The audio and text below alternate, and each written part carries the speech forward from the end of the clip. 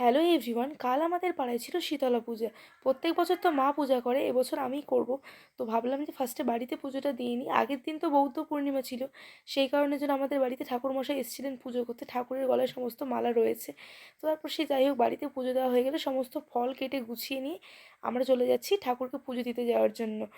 আর মোটামুটি যেখানে পুজোটা হচ্ছে আমাদের পাড়াতেই, তো বেশিক্ষণ লাগে না, হেঁটে 2-3 মিনিট মতন লাগে।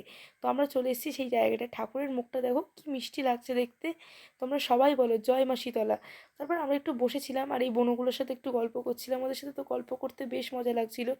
বসে থাকতে থাকতে দেখছি যে হঠাৎ করে এই নিয়মটা হচ্ছে। এটাকে তো আমাদের এখানে ধুনো তোলা নিয়ম বলে। তোমাদের কোথায় কী বলে তোমরা কিন্তু কমেন্ট করে আমাকে জানিও। আর যাদের বাড়িতে এই পূজাটা হচ্ছে, এই কাকু কিন্তু ভীষণ ভালো ধুনো তোলে। আমাদের এখানে কোনো পূজা হলে উনিই এই কাজটা করে। দেখো কি সুন্দর লাগছে, তোমরা দেখেই বুঝতে পারবে, দেখো। তারপর এই তো এই নিয়মটা হয়ে গেলে আমরা পুষ্পাঞ্জলি দিলাম। পুষ্পাঞ্জলি দেওয়ার পর আমরা যখন একটু বসেছিলাম, কাকুদের বাড়িতে দেখছি অনেক ধরনের ফুল গাছ রয়েছে।